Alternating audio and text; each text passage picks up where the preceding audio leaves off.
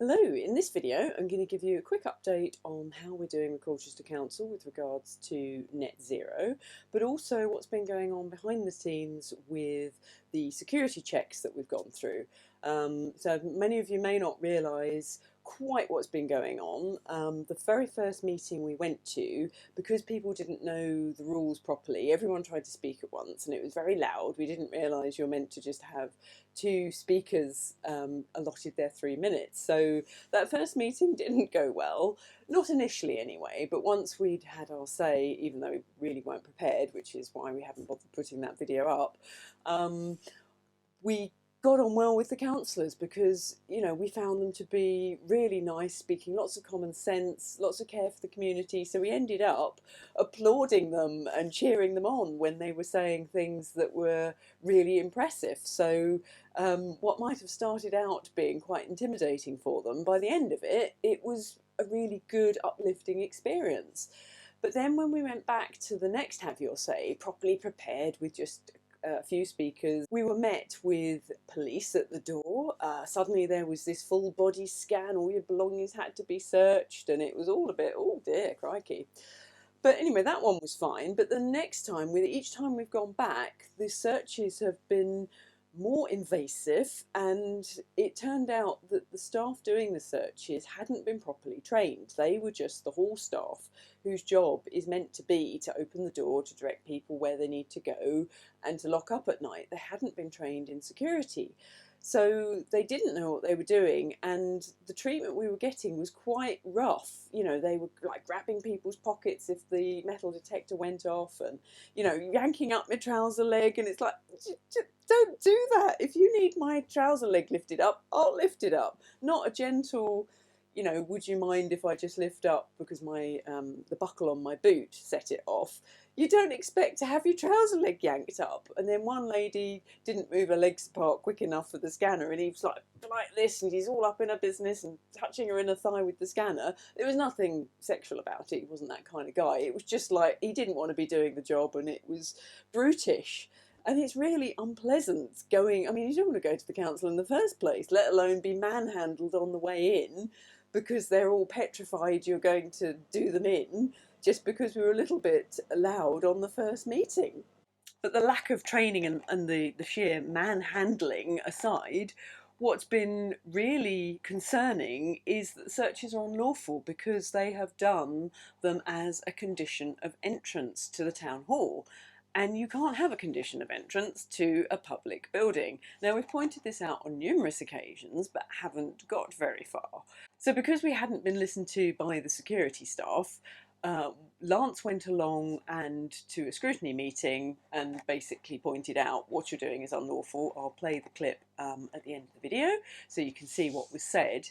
But he didn't have time to relay the physical. So when Karina and I went along last night to deliver her speech and tell them the backstory of, you know, how it started and how we've been treated, we got there and they'd actually got properly trained security staff. They had SIA licences, which are very important for this type of building because they're a licensed premises because they serve alcohol, etc. at the functions. You have to have, even though they're obviously not serving alcohol at the council meetings, although that might help, they still have to have licensed security staff. And that has come in with the Private Security Industry Act of 2001, I believe. And that is put in place to ensure the safety of the public, that security personnel behave appropriately. And that is what they hadn't done. They got their own staff, which weren't trained and didn't know how to handle the public properly. So the sign had gone outside the door that a search is a requirement to entry because that was unlawful. As soon as we walked in, they asked us if we consented to being searched. And we did because, you know, we've got no problem being searched as long as it's done lawfully. And we're not forced into it, which is what had been happening.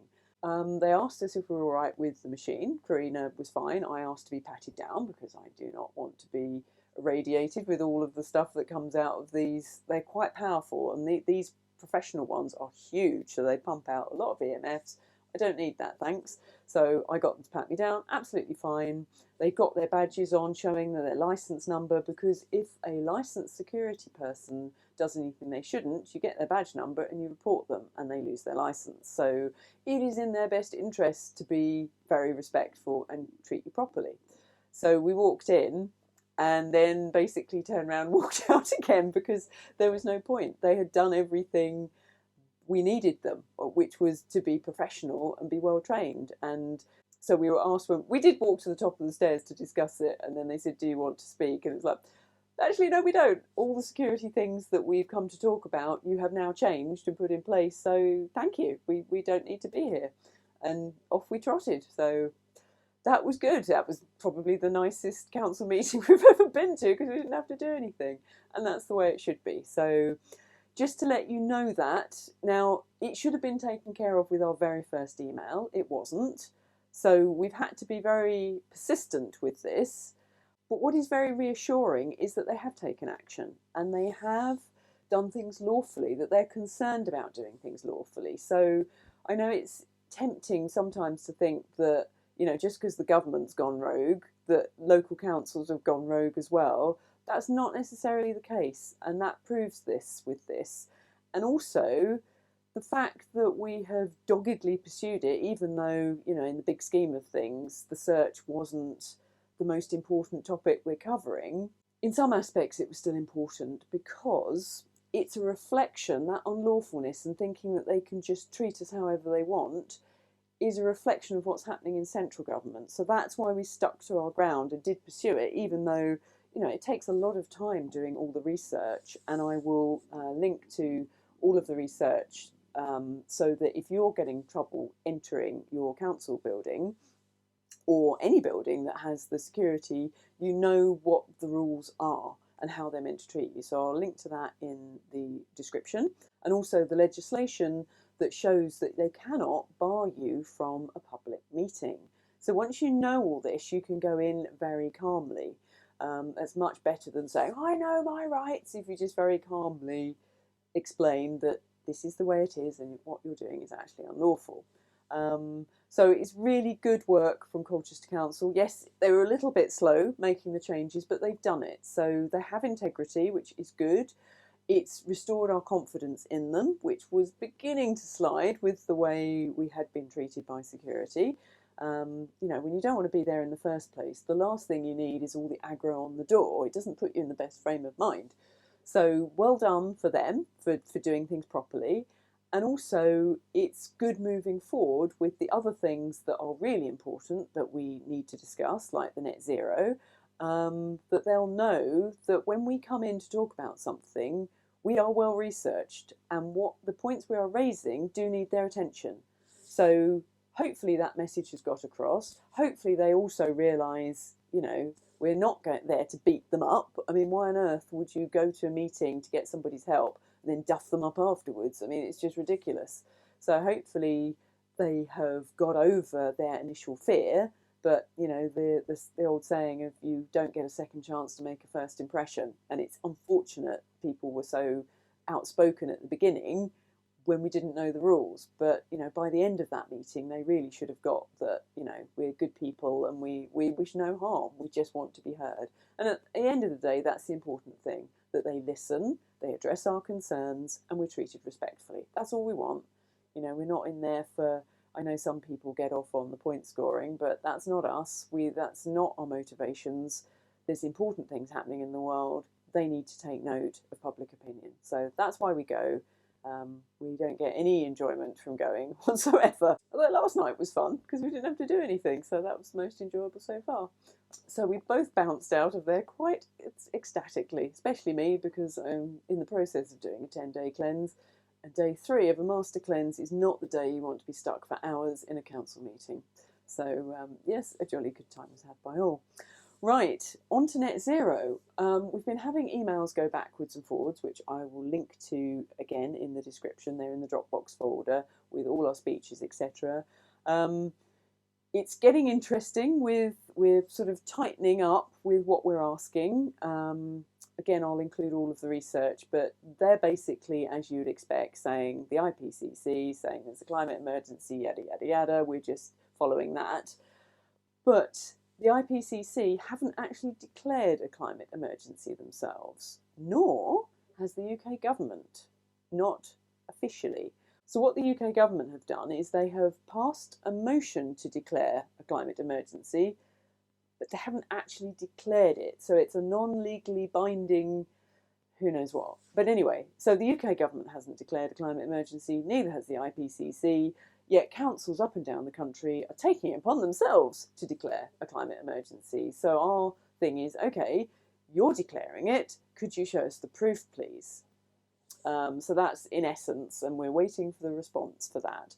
We've also gone back again about the EV fires because there's been a lot in the press, especially with the boat sinking with all the EVs on, and the house fires with the electric bikes. So they were meant to have a meeting with us, and that never happened. So we're pushing for that and sort of saying, look, you are liable here for the fires. So, you know, what are you doing with these EV? Why are you adding more EV bikes? So that's all in the email for you to read. So one last thing, a little tool that if you're researching is really helpful is we've been using AI chat GTP a lot because the IPCC report is 85 pages long. And frankly, I would lose the will to live reading that. So it's a bit laborious because it won't take the whole document in one go. You have to feed in about 8 to 10 pages at once. But then you ask it to summarise. And then if you have any questions from that summary, you can then ask it. So, and it speaks in plain English, unlike a lot of the reports we're having to read. So when you're doing any kind of research, that is a really handy tool. So as much as I banged on about the dangers of AI in my 15-minute city nonsense video, it is quite rewarding to use it for the opposite of what it's probably been invented for. Now, you do, of course, need a really good understanding of your topic matter, and it's how you ask the questions because AI is very biased, but that's helpful because it gives you a clue as to what the council are likely to come back with. And a big thank you to everybody who has shared the video, especially a big shout out to the Stark Naked Truth, who did like a 2-minute, almost a TikTok-y version that they put on Twitter, and that has just blown up. That's gone completely viral. It got picked up a few weeks later by a Twitter influencer named Belle and the actor, comedian Rob Schneider, and within a weekend it had 6 million views. And, you know, Lawrence Fox has retweeted it, and so has James Melville, lots of people. So, you know, that's been quite incredible. And they're just the ones I know of. So that's been really valuable getting that information out there. So thank you to everyone that shared it. And best of all, the version that went completely viral, I wasn't tagged in. So I was so grateful for that. But in the comments, I did notice that people are pointing out, a couple of people have mentioned that the image I used of a lithium mine actually wasn't a lithium mine, it was a different kind of mine. So apologies for that. The article I got it from was all about lithium mines and they said it was a lithium mine. So we do research very thoroughly, but you know, you can't always get everything right despite your best of intentions. So good luck with your council, and I hope this video has been helpful. And why is it that the new security search as a condition of entrance only applies to members of the public? The sign at the door says that the door policy is for everyone's safety. So why, rationally, are councillors and staff not searched? Is this not rule for thee, but not for me? Now, councillors are obligated to act and take decisions impartially, fairly and on merit, using the best available evidence and without discrimination or bias. So then, what threat assessment did council rely upon in forming its new door policy? What threat can council evidence? Can council also confirm the additional costs borne by the public in their pursuit of this change policy? A policy stance which, moreover, is rarely pursued by other councils. Security have expressed that the Town Hall is a private building, employing a my house, my rules arrangement. Can committee confirm that the Town Hall is a private building as it is listed as public, incidentally housing 21 public artworks? Because if this is not a private space, rules may not then be arbitrarily imposed without regard to legislation, which does require that a search may only be conducted where there is just cause, that is, where security genuinely and rationally perceive a threat. Can committee confirm that council operates within the confines of all legislation? The public are reasonable. Council actions must be evidence-based, as only then may public themselves understand whether their actions, councils, are both rational and proportionate. If they are neither, then would this committee agree that they must, in retrospect, be reversed? Does committee agree that there is a profound problem more generally with the faith, trust and confidence that the public have in both central government and its agents, the councils? Would committee agree that in allowing for bias and discrimination to remain, whether within meetings or as people enter into what is after all their building, then rather than build trust, faith and confidence, these provocative actions erode it further? I certainly would not want to see my wife treated in the fashion that I have witnessed. Moreover, to what end is such behaviour rational and to the public good? How is this not harmful? After all, would committee confirm that all government are bound by their singularly most important constitutional obligation that they may do nothing that is to the prejudice of the people?